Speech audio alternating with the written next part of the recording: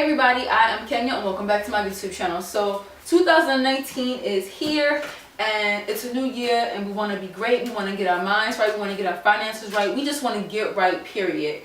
And a lot of us want to move out on our own for the first time. So I have a few tips here that I wrote down. Just my tips on, what you should do before you move out, So listen up. If they help you out, great. If you think they can help somebody else out, forward the video to them. And yeah, let's get into it.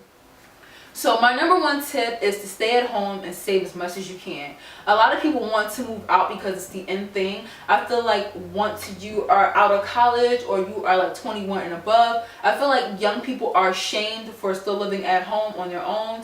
When a lot of the times young adults are ill, prepared and, ill-equipped. They're not financially ready to move out on their own. So if you can stay at home and save as much as you can, do that. If you are in a position where you can stay at home and save as much as you can.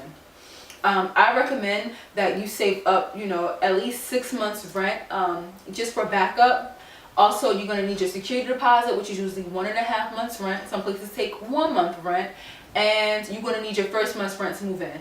Also, save up enough money to buy yourself at least a bed. You don't want to be, sleeping on the floor in your new place, So at least save up for a bed.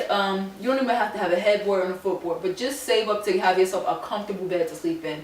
And just save up for a couch or whatever, because when people come over, at least they'll have something to sit on. Or, you'll have something to sit on besides your bed.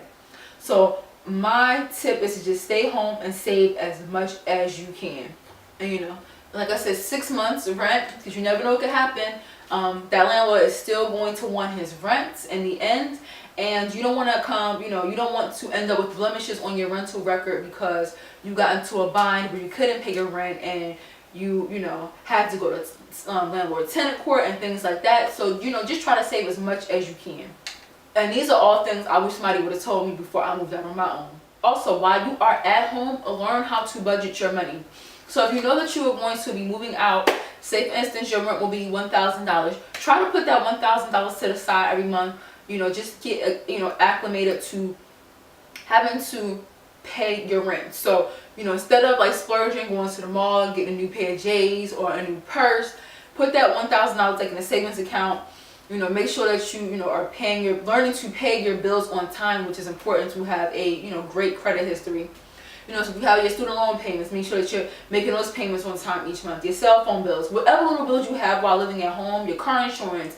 Make sure that you are budgeting, learning how to budget your money. Having money for entertainment.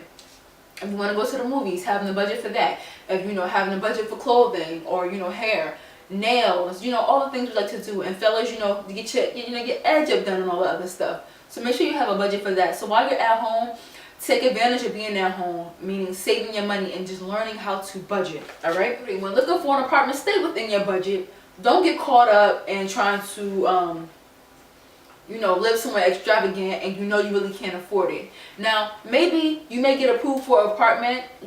That apartment complex may say, okay, this is 30% of your rent, of your income, so you are approved for this apartment. However, you have to factor in all the other bills that you have to pay.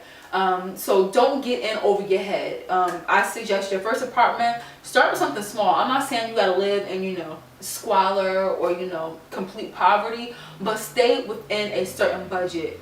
Don't do too much too fast because you can always upgrade as the years go on. So as you get your first apartment, make sure, you're within your own budget.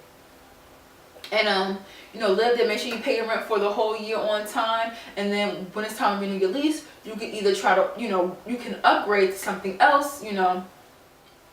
A lot of people have an idea of where they want to live, what type of apartment they want to live in, what type of environment they want to live in. Until they start going online to search it up, and they realize that, they got champagne taste with Kool-Aid money. So I suggest that you start searching in advance, of all the places you would want to live. Maybe somehow you can just, meet in the middle. You may not be able to afford that, luxurious apartment that you want. But then again, you don't want to live, over here in some old crusty basement somewhere. But somehow you can find something in the middle. So I feel like with your first apartment, you would definitely have to, I'm not going to say you have to compromise or settle, but start searching ahead of time just to get an idea, because I feel like a lot of people, when they go to look for an apartment, once they have all their money, saved up, or that they're ready, they realize they can't get what they really want. So just start searching in advance for like the type of apartment that you want, just so that you're not, disappointed in the end. Searching up the neighborhood, you want to live somewhere that's safe, especially if you are a woman. I mean, men too, you need to be safe too, but if you're like a young lady, and people are crazy in this world, so just make sure you search up the neighborhoods too. I feel like you gotta understand what adulting is. Don't be in a rush to grow up, you know what I'm saying? So when I say understand what adulting is, basically understanding, budgeting, understanding that, you have to pay your bills on time, you have to get things done, you gotta go take care of your gas and electric bill. That might be a separate charge for you. You might have to pay for your own water, your own sewer. Understand all these things. You have to keep up with your student loans if you went to college. You have to keep up with your own cell phone bills if you want to get cable and Wi-Fi. Understand that is a part of adulting. And if you don't pay, your services will be cut. And there's nothing like, you don't want to get, this nice apartment and fully furnish it, and then your lights get cut off. Now you're in the dark in your fly ass new crib, you know what I'm saying? So have a full understanding of what adulting is before you just jump out there. I feel like when I first got my first apartment, I was about 22 years old, I wasn't able to stay at home and save as much as I wanted to. I wasn't in a position. I was sort of forced out. So I had to learn adulting. I didn't get a chance to, concept and grasp what adulting really was before I moved out on my own. I was just forced to do it, and I made a lot of mistakes and errors along the way. So hopefully me, talking to you guys, you don't have to go through what I went through. You know what I'm saying? And also, I have a book that I recommend for budgeting. Let me get it for you. Now, I have not used this book as much as I should use it, but this is the 1 week budget, and this is written by the Budgetnista. You can find this on Amazon, I believe. No, I actually bought this straight from her at like an event that she spoke at, and I believe I paid $15 for this book, and it's basically the 1 week budget. So I feel like I'm definitely going to be getting into this more with the new year, with it being 2019, because I'm trying to do things and I need this in my life. So yeah, that is my tips for moving out. And if you have a strong support system, if your mom can help you, your dad can help you, or give you some advice, I would suggest you talk to them about it. Especially if you're getting your first place on your own. If you can bring your mother or your father to look with you, that would be great.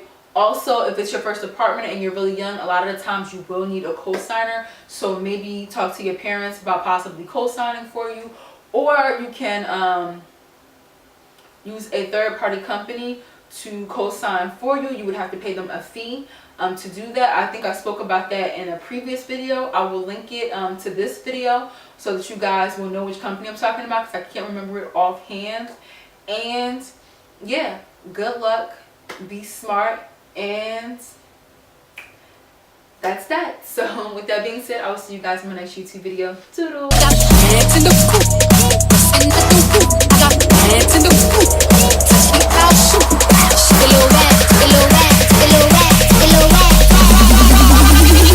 Make the world go.